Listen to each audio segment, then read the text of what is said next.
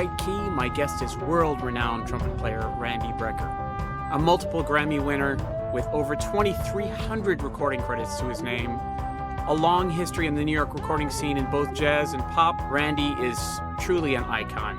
This series was conducted in the spring of 2020 via Instagram, and the audio and video quality do reflect that format. However, the words and insights of these guests are still priceless. Randy Brecker is a world-renowned, multi-Grammy-winning jazz trumpet player with an astounding 2,300-plus recording credits to his name. Randy has recorded and toured with Blood, Sweat, and Tears, James Taylor, Bruce Springsteen, Parliament Funkadelic, Frank Sinatra, Steely Dan, Jaco Pastorius, Frank Zappa, Thad Jones, Mel Lewis Orchestra, Horace Silver, Art Blakey's Jazz Messengers, Stevie Wonder, Dreams, and of course, the Brecker Brothers. Randy has created 19 albums as a leader and 8 albums with the Brecker Brothers. I'm already tired. Me too, just thinking about it. Well, I'm going to go a little bit with chronology because it seems like a fitting way to go. And you grew up in Philly, Yeah.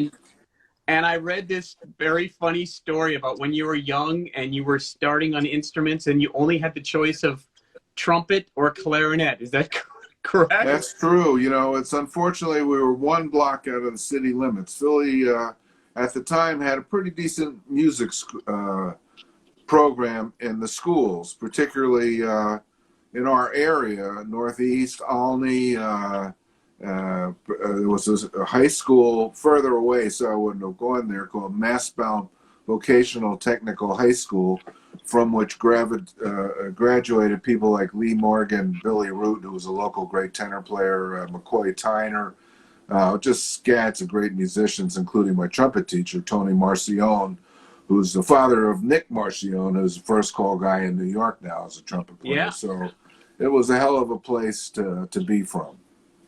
Wow. But we were one block out of the city limits. So yes, in third grade, they only had trumpets or clarinets. And fate intervened. My brother didn't want to play the same instrument. He was 3 years younger. So he got, as he put it, kind of stuck with the clarinet. But I think that it did him justice. He had 5 years of training on the clarinet by a guy named Leon Lester, who was a clarinetist in the Philadelphia Orchestra. I studied with Sigmund Herring from the Philadelphia Orchestra, but particularly Mike, with all those years on the clarinet, which is a really difficult woodwind instrument, gave him really a good foundation for the saxophone without him even realizing it. Yeah. I have friends who call the clarinet the agony stick. Yeah. Yeah. That's, but you grew up, wow, all these people joining, Will Lee, my Uncle Jerry, Larry Goldings, all listening to you.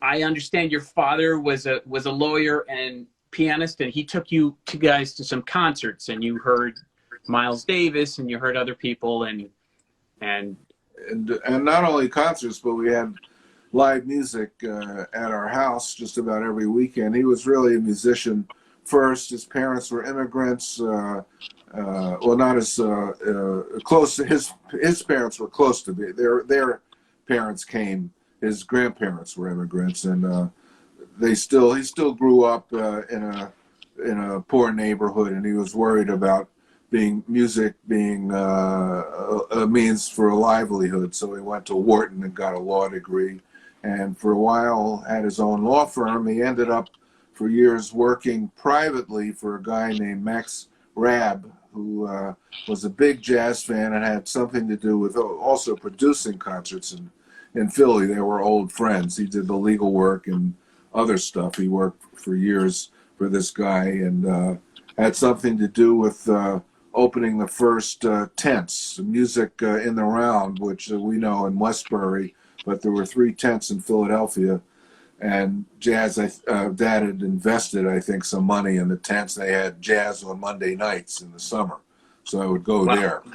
And, of course, heard live music at home with great players. And there were 2 or 3 great clubs in the area. So I heard just about everybody, really. Maynard, Miles. Only guy I didn't hear was Train, because he never showed up when Miles was playing, even though he spent years in Philadelphia, so maybe he was out seeing his friends. I don't know what he was doing. He was having a tough time of it then. But I saw just about everybody else. Wow, that's so incredible. And then you went off to Indiana.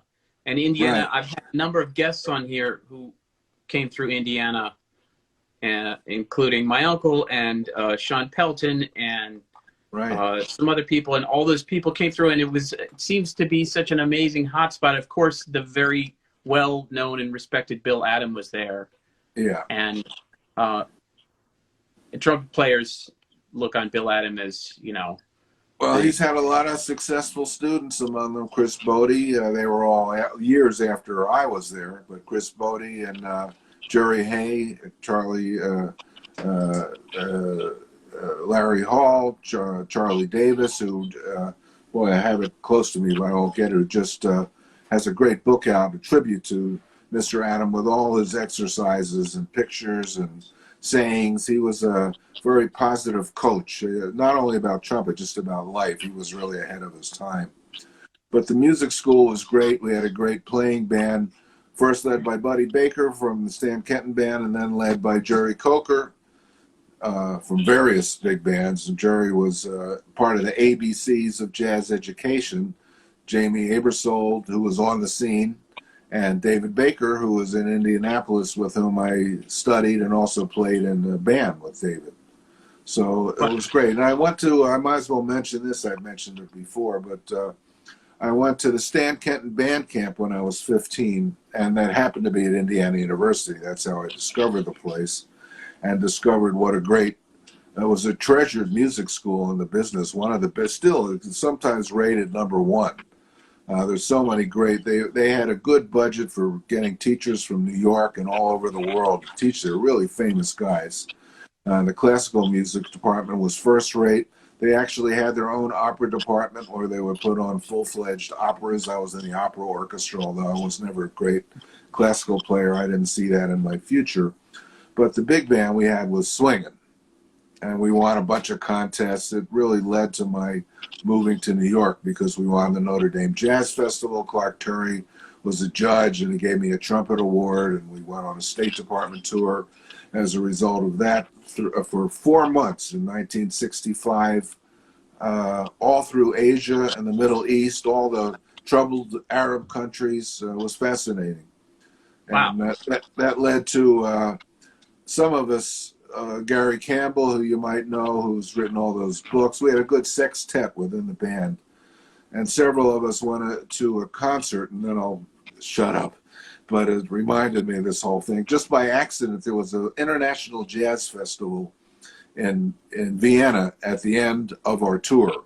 So instead of going home, we made our way to Vienna via train. I think we had come from Greece after being on the road for 16 weeks, so our chops were up. And we went to the first International Jazz Festival in Vienna.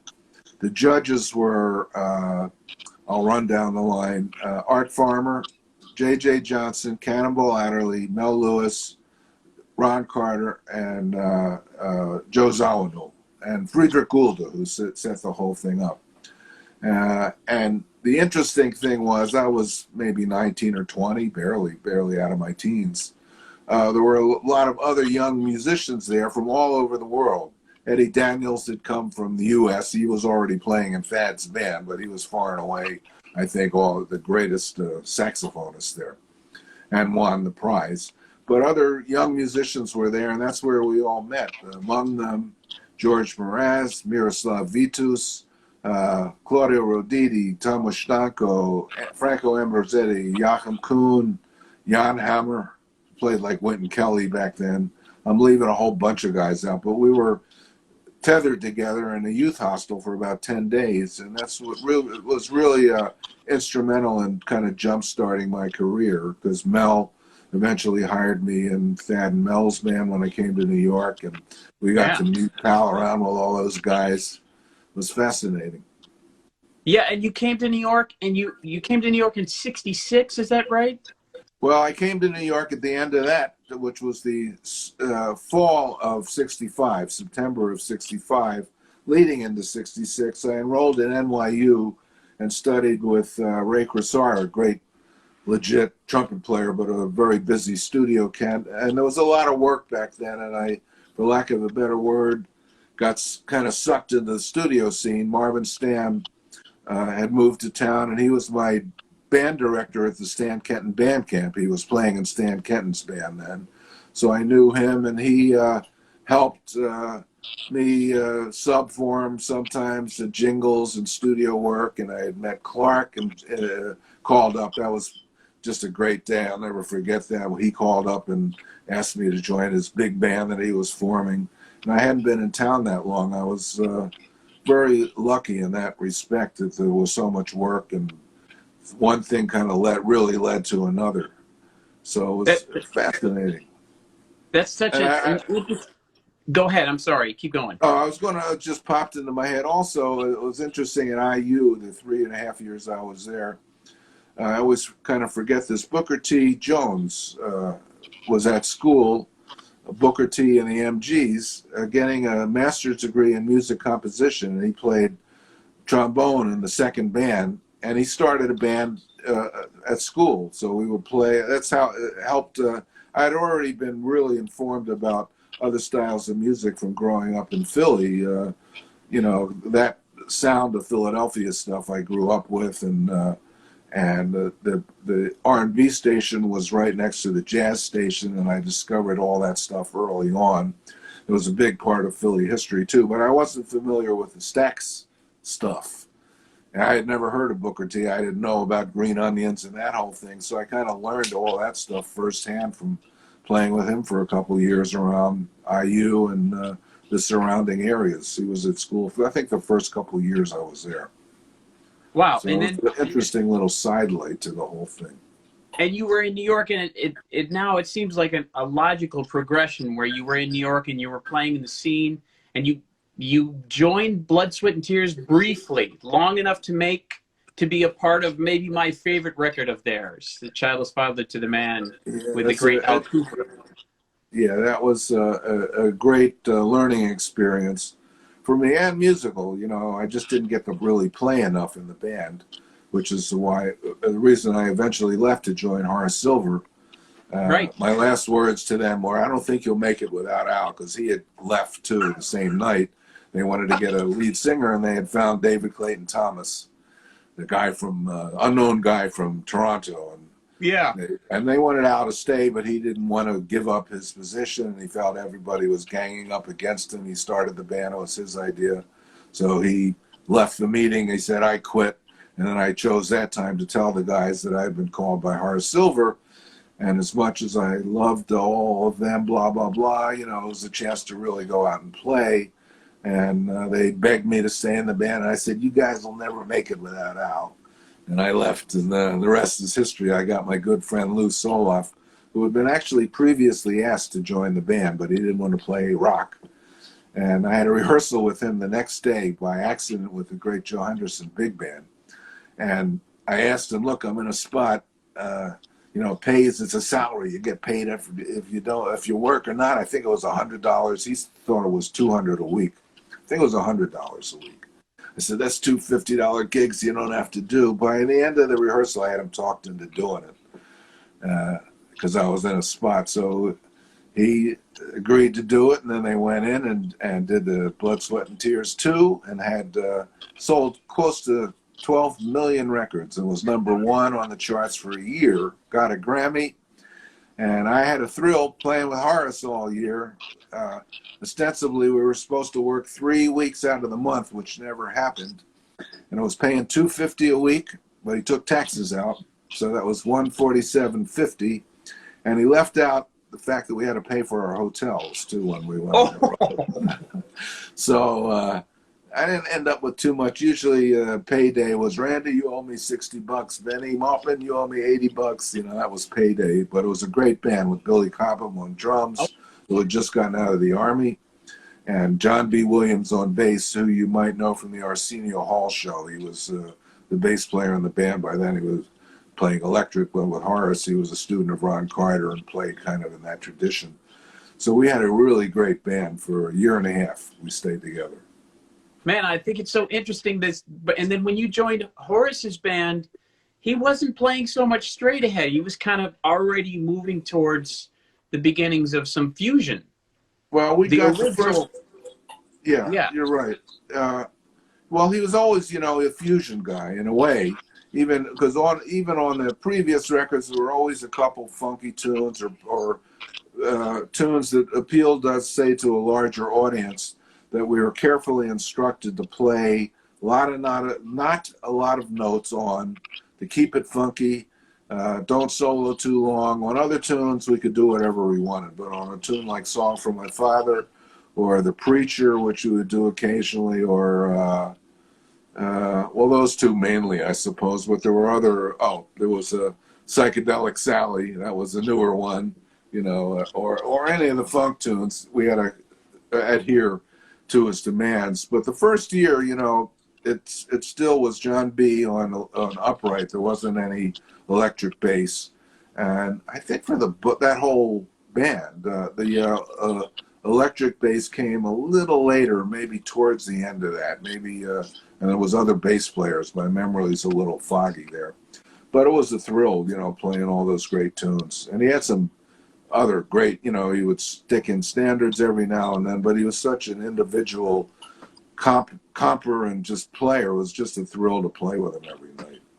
yeah. And you were with later, Horace, let me just say that I joined later with another band, and then he was totally funkified by then. After Dreams broke up, I spent another few months with my brother and Will Lee on bass from Brecker Brothers and Dreams, and by then he was with Will, who can really swing on electric bass, but it was all electric bass, the young Alvin Queen on drums, and that was a cooking little band too.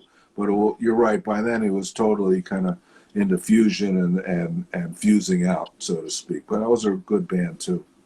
But you were kind of headed in this direction already, because even on your first record, you had a mix of some straight ahead stuff and some real fusion. And when people think about fusion now who don't know the history of it, they go, oh yeah, it's this kind of indulgent jazz music with straight beats. And that's really not where it started. It really started from the clashing of these two styles. And Yeah, your that's record, true. your first record really feels like that. It's like there's some very rock and roll influenced stuff, and there's some very jazz stuff. And so then Dreams starts to make a lot of sense coming. Was it recorded the same year, the first Dreams record? The first Dreams record was within, I think it was 1970. So yeah, everything was really close together. I played with Horace through, I forget the exact date, 68. And then he broke up the band kind of suddenly in California because he wanted to move out there. I think he was in the throes or in the beginning to get married and have Gregory as his son. So he was making big changes in his life, and he gave us 2 weeks' notice. And I came back to New York with Billy, and Mike had moved to New York and had met in turn a pair of Barry Rogers, a fantastic Latin trombonist. That's what he's mostly known for. But he had met in turn two singer-songwriters, and they were looking for a trumpeter and a drummer. Talk about luck. So we said, hey, we just got back to New York, no gig. Why don't you try us, basically? And that's how Dreams was born. And in the interim, I also played with Art Blakey for about 8 or 9 months with various personnel. So I was kind of living between two worlds, so to speak. But Dreams eventually got signed to Columbia Records, and we did 2 albums for them. Not commercially successful, but it was that kind of set our careers, our path in New York. We ended up being kind of the house band at the Village Gate. So a lot of people that were contractors, there was a lot of record dates at the time, and we kind of got known as an entity. Sanborn was still Sanborn wasn't in Dreams, but we were friends, and we got to be known as a kind of a horn section. Eventually, when we started Brecker Brothers, he was like the third horn. Yeah. I envisioned that as far as Brecker Brothers, Clive Davis thought of the name. I had written all the music to do a solo record, which is why the thing is a little strange if you look at the front line, because I had written music specifically for Sanborn, who I had gone back to the band camp that's where we met when we were 15. So it's interesting how everything is connected. And eventually Dave and Mike moved to New York around the same time. So I said, man, this would make a great horn section. But this time, instead of jamming everything up like we did in Dreams, there was never anything written down in Dreams, which made that band a little different than the other horn bands. We had kind of general outlines. We jammed up the horn parts. Barry Rogers was fantastic at that, with all his Latin expertise. He was a big part of that movement, and that bled over into what we were doing. He could think of horn parts and harmonies. We came up with amazing stuff, but none of it was ever written down. It was all through jamming. We would record all the rehearsals. And the Brecker Brothers thing, I wanted to be specific and write stuff. That was the idea, at least was going to be, I thought in my head, a Randy Brecker solo record. By then, this was, I'm jumping ahead, 93 into 94. We can talk more about Billy Cobham was involved with his band. But I started to really seriously think about writing some stuff of my own around that period, 72, 73, 74. I had written some stuff on that first Randy Brecker record with Hal Galper. He had written half of the tunes, and I had written the others, but I wasn't really focused on a direction yet as a writer. I had written kind of jazzy, folky tunes on that first one, and he had written more fusion-y stuff. I'm kind of talking around in circles now, sorry, but it's fine. For that first record called Score, which, and I'll get back to 1974, I had done a lot of sessions with Bernard Purdy, the great drummer, and Chuck Rainey, who were the busy studio guys, and Duke Pearson, the great arranger, composer, and producer, in whose big band I also played by then and That's recorded with it. It was his idea to record me. He saw dollar signs, I think, since I was young, a little different, long hair, blah, blah, blah. Anyway, I had to talk him into hiring Purdy and Chuck Rainey. He'd never heard of either of them, if you can believe it. So they came in and did their thing, and they were just great. And they fit Hal's tunes perfectly. And the whole thing was a good experience, the way the whole thing luckily fit together between my tunes. I had Larry Coryell and Eddie Gomez, who I had met early on, and Mickey Roker on drums. Right. So it was interesting. That record still kind of holds up. And the 19-year-old Michael Brecker, who hadn't yet moved to New York, who I'd heard play in Chicago when I was there with Horace. He had a band there in school, again at IU. Now I'm really talking in circles, but this is a stream of consciousness. But once again, it's interesting how it all fit together. He had a band in IU called Mrs. Siemens Sound Band with the great Randy Saemke. People get us confused, but I wasn't a part of that. And their main claim to fame, when they competed at the Notre Dame Jazz Festival, in a couple of years, the whole jazz rock thing had really taken over. They competed and they played in the finals. They were far and away the best band. But in the finals, they played a jazz rock version of Light My Fire and got disqualified. The judges disqualified them for playing jazz rock. Oliver Nelson and I forget the name of the other judge. It might have been the great Ray. I think it was Ray Brown. So they were disqualified. So they didn't win. And it made Downbeat. Grand disqualified. So it just shows you how fast things were changing. This was only 2 or 3 years after I had won in the 65 festival. I think this was in 69.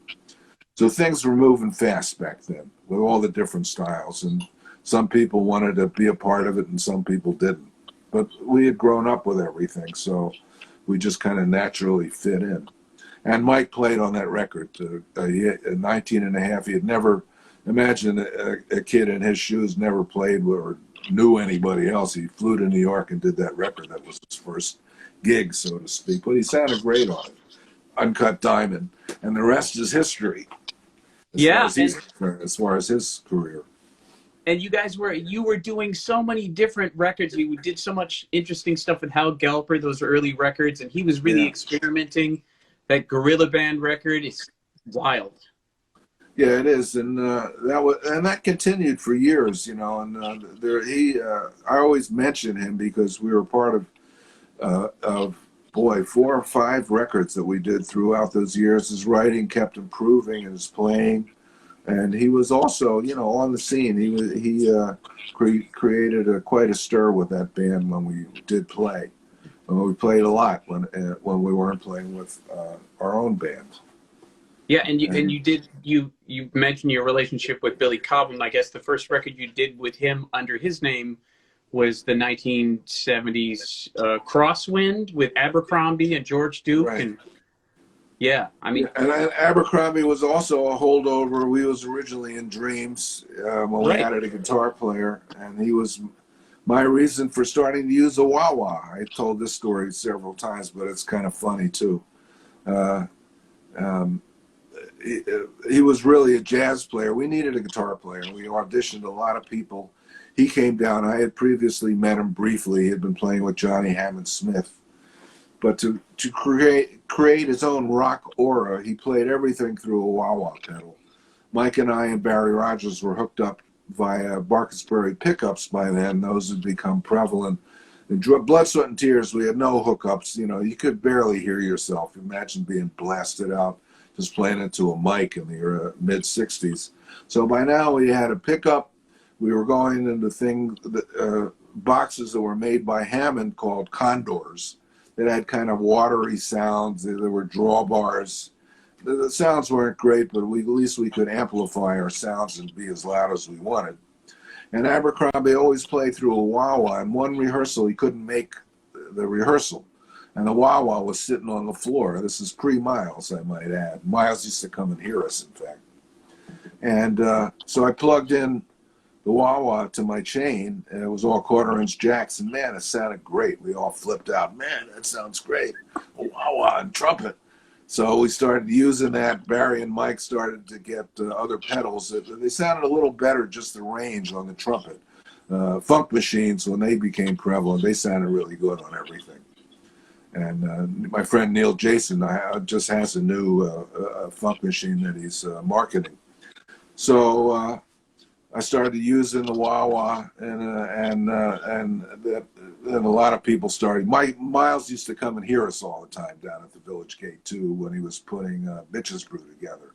It was about maybe that same year, and he asked Billy to play on Bitches Brew. Although I think at first Billy didn't get credit, but it's wild. Everything is just scrunched together those years. There was so much happening, you know.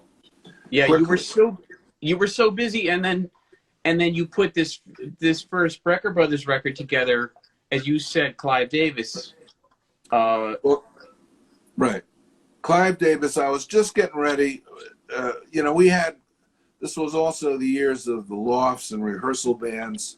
And through Dreams, we got close with Will. Eventually, we replaced, sadly, they're both departed, Jeff Kent and Doug Lubon, the original songwriters. They couldn't quite keep up musically because we wanted to stretch out. They were great at what they did, and in a way, we shouldn't have done this. And looking back, because I think the first Dreams record is really another classic. The second Dreams record is also very good, but we were all writing it just kind of. The style got a little too dispersed, so to speak. I had written a couple tunes, some of my first kind of popish tunes and lyrics to some tunes. And Barry Rogers' wife wrote a couple tunes. I forget the other writers, but there were different writers. Maybe Grolnick. Yeah, Grolnick has one on there. We replaced Doug and Jeff with Don Grolnick, who I had also met at the Stan Kenton band camp. We were hit it off right away. And Will Lee, who I had called up when he was 17 in Florida. He told that story. This is wild, man. Gary Campbell, who had been in IU, I was on the phone with, and I said, we're looking for a bass player. And I never forget, he said, well, there's this kid, Gary had moved to Florida after the tour. He said, there's this kid, he's the son of the dean of the School of Music down here. He's only 17, but he plays real good. Why don't you try him? I just remember, it's funny the things you remember with his kind of Indiana accent. So I called Will, gave me the number, and Will shot up here quick. He was a Dreams fan. And needless to say, he got the gig in about 10 seconds. He played, and we said, "Do you sing?" And he said, "Oh, yeah." And he sang a couple. We just flipped out. He barely went home to get his suitcase. He just never went back. Oh, it's so fantastic. It's a pretty wild story, just the way things connect and one thing moves to another. So we had, in the last iteration of Dreams was, we became really close friends. And in the back of my head, I'd always thought I had started to write, along with playing with Cobham was a big influence too, because Mike and I and Abercrombie joined Billy's band when he hit it big, so to speak, after leaving Dreams and joining Mahavishnu. We couldn't find another drummer to replace him, so we broke up. Billy did one album without us called Spectrum. And then I think you're right, Crosswinds might have been. We did a lot of recording with Billy. We did 2 or 3 records really fast, but he was really popular back then. Not that he isn't. I just played with him last year. I did a long tour 50 years later. That was a tribute to Crosswinds, although he rewrote everything. Another great band. We were on the road for almost over 2 months last year. Wow. So that was a big influence, just seeing how he wrote all this music like Horace did. And I said to myself, I got to really start writing. I want to put my feelings out and make it really personal. So it was during that period that when we weren't playing, I wrote, and once again with me, Mike, and Sanborn in mind. But it's interesting, and I just realized this. I actually wrote Skunk Funk during my tenure with Billy. And there is a version of Skunk Funk on one of his records, the first recorded version, high energy, played it probably faster, and Billy did all his stuff in the fills. The classic version, I suppose, is Brecker Brothers, which we played it more the way I was hearing it. But we had ended up having a rehearsal band with myself, Grolnick, Will, Steve Kahn. The 3 of them, or 2 of them, lived in the same building on Lower Manhattan, Carmine Street and 7th Avenue. And Chris Parker on drums. I think that was the core of the band. And me, Mike, and Sanborn. Grolnick was writing a lot. We'd rehearse his tunes. I had started writing these various tunes, Skunk Funk, Sponge, tunes that we recorded on the first record. And Steve Kahn was writing. And Bob Mann. Yeah, and Bob Mann, but Bob wasn't so much a part of the rehearsal band, although I really had him in mind on guitar because he had played in Dreams and we'd stayed in touch. So instead of calling Steve, on the first record, I did call Bob, who came up with some great parts on Rocks. That's all Bob Mann. And they came up with great stuff. He must have come to some rehearsals, but the core of the band were these guys. And also I had in mind for the first record, Harvey Mason, who I played with at Berkeley through meeting Jan Hammer and George Mraz at that festival in Vienna. They had come to Berkeley to study, and when I was in Boston with Horace, we had a jam session with Harvey Mason. And Harvey sounded great. And next thing I know, he's on Herbie's record, with that boom, boom, boom, boom, boom, boom, boom, boom, boom, with Chameleon or Chameleon, however, as Mike said, Herbie would get requests every night for Chameleon. Anyway, so I had Harvey in my mind on drums, Ralph McDonald, who I played with a lot on percussion, and Bob Mann. So the personnel was a little different than the guys we were rehearsing with. But eventually Chris Parker played on Sneakin Up Behind You, which was kind of an afterthought. But it was Clive Davis's idea. He offered to sign us through a guy named Steve Becker, who had just started a production deal with Clive. But the caveat was you have to call the band the Brecker Brothers. And I duly protested for about a week because I said, look, this was going to be my solo record. I worked really hard on all this music for a couple of years now, and plus Dave Sanborn's in the front line. It's going to look funny. It's like the long-lost cousin. But it was such a nice opportunity. You couldn't turn down an offer from Clive Davis, who was starting a new label out of Bell Records. He was calling it Arista Records. So we were one of the first signees on that label and got a lot of attention. And we went in and recorded this stuff. We've been rehearsing. And it went really smoothly. The guys, man, I listened to that first record. I mean, it's good writing, blah, blah, blah, all that stuff. But these guys just played the shit out of it. That's all I can say. Yeah, they I did. mean, still, to this day, it's just so cooking, and they just played it perfectly. And, those records were all so funky. They're just really, they're a testament. And but that wasn't the end of it, actually. Clive called me up to his office, said he loved everything that we recorded, but Randy, you need a single.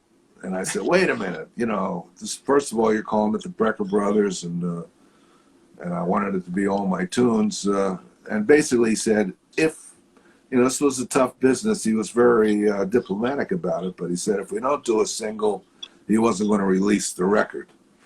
So I trudged back.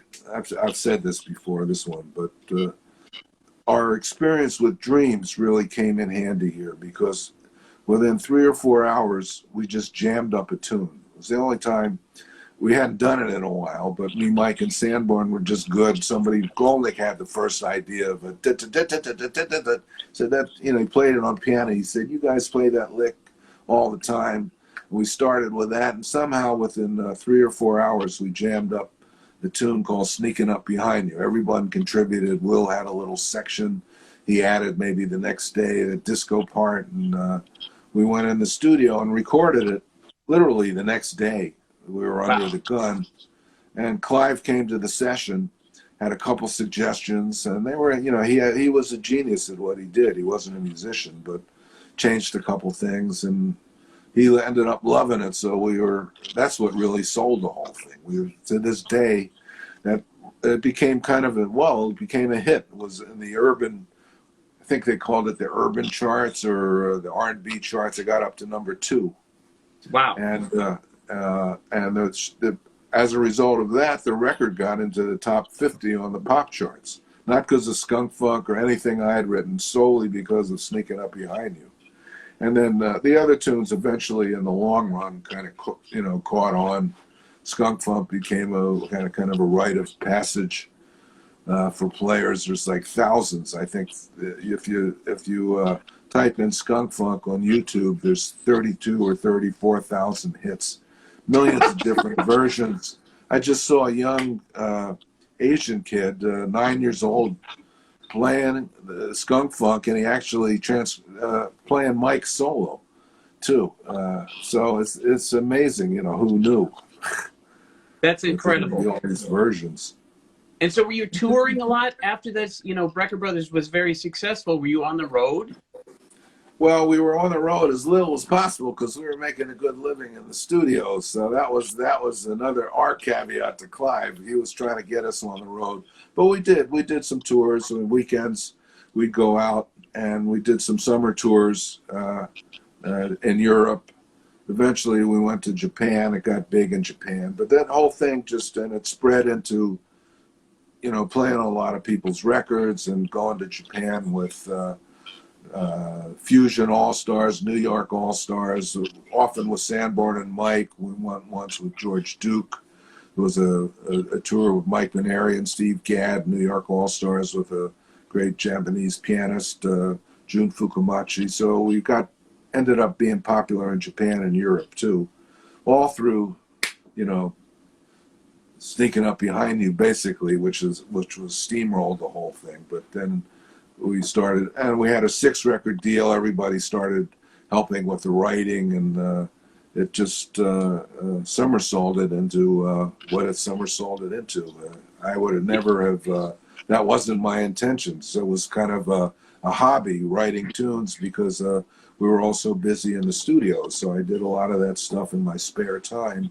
Yeah, I was going to say, what spare time? Because I'm looking at the 70s and your credits in the 70s. It's like 75 alone is just all these records, just records and records, and Springsteen, Born to Run, and Grover Washington, Feel So Good, and Larry Coryell, Russell Malone, Billy Cobham, and just crazy 1975, just a zillion records. And what were you most wanting to do then? Would you most have wanted to be recording, or were you just happy to do whatever came along because you were so busy? Well, yeah, I enjoyed the studio work, you know, because it was, and I think it's the trumpet thing, because there were great players, trumpet players on the dates, and there's an aspect to trumpet playing that just lends itself to not only jazz playing, but just keeping your chops up on the instrument, playing, blending in the section, reading music. We were all close friends: Marvin Stam, John Faddis, Lou Soloff, Alan Rubin, Joe Shepley, Bert Collins, Bernie Glow. You know, he played with, in the beginning days, Snooky Young, Thad Jones, all were doing sessions, Ernie Royal. Yeah. They were great players, so it was a thrill for me to do a lot of this work. Eventually, it morphed into more jazz rock, and we started playing on rock, first jazz rock and then just rock records, you know, Bruce Springsteen, and we got known as kind of an entity, me, Mike Sanborn. So we got called for a lot of the higher profile sessions because, you know, we fit in better. A lot of the older guys, there wasn't that much age difference looking back, but we were in our 20s, and the older generation were in their 40s, and the older cats, you know, I'm 75 now, so looking back on the whole thing is wild. But I remember when, you know, Mel and all the guys in Thad and Mel's band started to let their hair grow, and you saw some dashikis instead of, you know, coat and ties at the session, and see the whole thing kind of morphing into a new thing. Kind of, it was amazing. But yeah, the writing came about during that period, because when I get home, you know, I've been playing all day. It's unlike now where I have to practice all the time. So I just made a point of sitting at a piano every day, kind of methodically, and just was like putting a puzzle together. It was a challenge, but I had taught myself basically. I studied with Richie Byrack when I moved to New York. He was younger than I was, but he had a wonderful set of exercises and transcriptions, and I did a lot of transcribing of voicings, and I basically taught myself to play the piano decently enough to write. I wrote at the piano, and I could play everything that I wrote, maybe not perfectly from beginning to end, but anything that went on the paper was something that I figured out either on piano or trumpet. And I just made a point of I knew I had this goal in mind. I wanted to make a mark as a player writer, just to have I remember having the talk with Sanborn about a studio cat who, you know, you could always do studio work, and but you want to eventually get your own message out. I forget, he had a word where you always be I can't think of the exact quote, like on the shelf somewhere as a player, but you want to make your own statement sooner or later. And he found a way too. It took him a little longer. He had talked about it, but it took a little more time for him to get serious about even his solo career. But I think that's what it amounted to. He wanted to be solo artists too, and try to write our own music. And I had grown up, like I said, with Horace Silver, who wrote all his own stuff, and Booker T created a style, not only as a player, and another influence was John McLaughlin, who stole Billy from us. But I remember starting to listen to those records and saying, man, I'm going to write my own stuff too, you know, because that's what I have to do now. So it was a conscious decision to really get serious about it. Yeah, and I just sat there every night and sat at the piano and put a puzzle. With all those daytime sessions, I mean, because trumpet is so exhausting. I'm a recovering trumpet player myself, and good way to put it. It's so exhausting, and to get home and to say, all right, now I'm going to write music. That's really admirable, because that energy at the end of the day can be challenging to channel if you're going to be ready to go for the next day for a bunch of sessions. Oh yeah. Well, every day was different, but looking back, I couldn't do it now. But you know, I was young and more aggressive, and I had hopes and dreams. You know, when you're starting out, and this is something I really wanted to do. And you did plus, those I just didn't have the chops to come home and play like I do now. I'll play every night for 2 or 3 hours with records. It's the only way to keep my chops up. As you know, as a recovering fellow sufferer, as we call ourselves, that's Doc's term, not mine, Doc Severinsen. And if he was suffering, we all are. Right. But it's a love-hate relationship, and the instrument it's a sport. You got to keep training and keep everything going, and plus hopefully make some moves forward. So it's always a work in process on the trumpet. But keyboards, was great that I availed myself, and I recommend, you know, just transcribing voicings. Richie was very helpful in that. And I also had my own set of drums, and from listening to drummers and having drummers over my house when I was a kid, we had a set of drums in the living room. Mike became a very good drummer. I wasn't quite as good as he was, but I could get around, imitate Art Blakey, and learn certain funk beats. Danny Richmond, listened to a lot of Mingus, and played along with records as a drummer. So I had a pretty knowledgeable, there was a place in my head where I knew how the drums work. That's also something you should do. Jan Hammer was a great drummer. He'd come over and play the shit out of my drums when he came to New York, and we became very friendly. And I a love lot of guys double.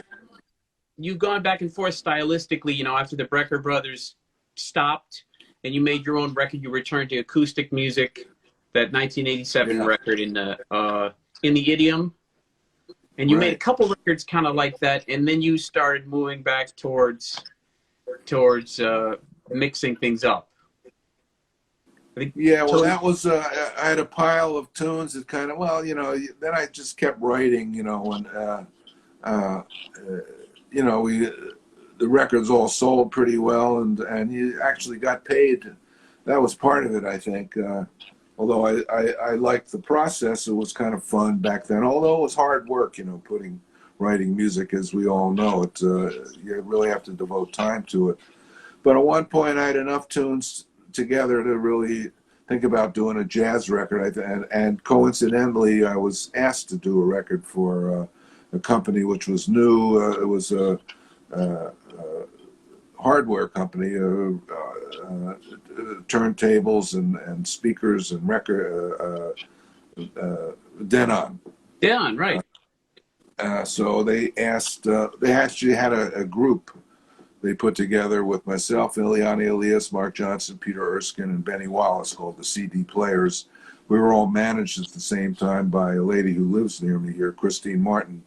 And she got us individual record deals, and they released all the records at the same time, and we toured around Europe and the States as the CD Players. They made CD players. They were one of the first. And that record, In the Idiom, came out. And it still holds up, some good tunes on there, and Joe Henderson, Ron Carter, the young Dave Kukoski, and Al Foster. That one was made a little difficult by my old, great, late friend, Mr. Joe Henderson, the Phantom. He couldn't make the rehearsals. I'll just tell you this one quickly. So I love these. He lived in San Francisco at the time, and I played with him. I played in this big band, and we played gigs around town. And he was fantastic, but he liked my playing. We did a lot of just, you know, there were gigs around town when he was in New York. But eventually he moved out to San Francisco, and I sent him the music, and along with me playing the tunes as good as I can play them on the piano. This was before there was sequencing. This was, like you said, 87 or 88, I think the record came out. And he couldn't make the rehearsals. Okay, understood. I FedExed him the package with the cassette, me playing the tunes and all the music. And some of the music was kind of difficult. We had the rehearsal with everybody else. I think Dave Tofani subbed for Joe. went in and was direct to disc or 2-track or whatever we were doing then for the beginning of the CD era. So you can make no mistakes. Joe shows up about 15 minutes before the recording's supposed to start, and I could tell with the FedEx thing under him, the package, I could tell he had never opened it. It was unopened. So with shock, I went, oh boy, oh boy. So that record was a scuffle to pull off because his learning curve, I have to say, because I was there, you know, it was amazing. But the first couple takes, you know, if he had practiced this stuff or looked at it before, we could have done the record really quickly, which is what you want to do. And I forget who said this, if you do more than 1 or 2 takes, you're just imitating yourself. It might have been Monk who said that.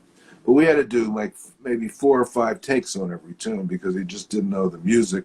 Remember him telling me, man, if I'd known you're going to have written 1,000 notes, you know, wasn't that many notes. But that record took hours, and the piano started to go out of tune. I didn't realize you need to keep a piano tuner on call. But it came out in the long run. Some of it's really good. It's just brings back that memory of seeing him walk in the door with the stuff unopened. But yes, that was a fun record to do. And I've only done 2 or 3 like that. There's Live at Sweet Basil that we did with Bob Berg, and that just got reissued actually, although people don't realize it, as a DVD. Not that people play that, but that's another good record to get. That was finally released with Bob Berg, the late great Bob Berg, who's featured on that one, with Dieter Ilg, great German bass player, Dave Kokoski once again, and who am I leaving out? Great Joey Barron on drums, Live at Sweet Basil. Yeah. Really nice record that after 33 years later, they finally got the video together that we were supposed to have released with the CD back in whenever that was. I think 1980, 93, I forget, I don't remember the year. But it's also available if anybody wants to check it out. So those are my 2 main jazz records, but you're right, I'm talking a lot, but I guess that's what you want me to do. That's what it's about. It's absolutely what it's about. We're you know, this thing will end at, so I just wanted to wrap up, or I wanted to start to wrap up, because you've done so much. And after those records you did, you know, it seems like your recording career followed that path where you were playing mostly as a featured jazz artist, and you grew into this, you know, jazz artist leader name that you've become today, and playing with everybody and being a guest. And I think it's so wonderful. And even when you restarted the Brecker Brothers, you were still, you know, instead of like a studio sideman, you were really called for, I want Randy Brecker specifically, soloist. Well, yeah, and I was happy to do it. And I've always thrived in dealing with different situations. I never wanted to be just a band leader leading a band all the time, because that gets tiresome, although I like leading my own bands, and I still do some of that. I like taking bands up, but I really enjoy playing as special guests with other people, and just, you know, keeping music fresh in all different kind of styles. It's really been beneficial to the way I think of things. Other guys are really called to be band leaders that just want to play their music. I get, in a way, tired of just playing my own stuff. I like playing other people's stuff. And that's transformed into, you know, with the COVID layoff period, I quite often, maybe once a week, I'll research a record that sounds like it's fun to play along with that I haven't bought yet. I just bought a Wynton Kelly Trio record, for instance, called just Wynton, with the late, great, my good friend Jimmy Cobb, who just passed away. And I get records and just turn down the lights down here and just jam with new records. And that's unfortunately as close as we're going to get the next few months. Therefore, maybe doing Zoom things, you know, with other people. But I like just playing new stuff all the time. It's just challenging, and it just keeps the thing fresh. And I saw your schedule from your website. You know, you were scheduled to do a bunch of different stuff, and I'm sure everybody will expect to see that next year. Yeah, well, everything's getting postponed until next year, so we're all hoping for the best. Yeah. Man, it's what a pleasure it's been to talk to you today and for us to share some of how you became the great artist that you are. And if anybody has more questions about Randy, you can check out his website. And there's a ton of information, and you can look at all 2,300 records on AllMusic. And man, it's so fantastic. Thank you so much. Henry. Thanks for having me. It's good to see you, even if it's on a small screen. That's right. I hope we'll run into each other soon. I hope so too. Okay, thank you very much. Okay, bye-bye, everybody. Bye-bye. Thanks for joining me for this episode of The Right Key. If you enjoyed the episode, there's a lot more coming. Please click the subscribe and like buttons below. If you want to know more about me or our guests, you can find lots of information in the link just below the video. See you next time.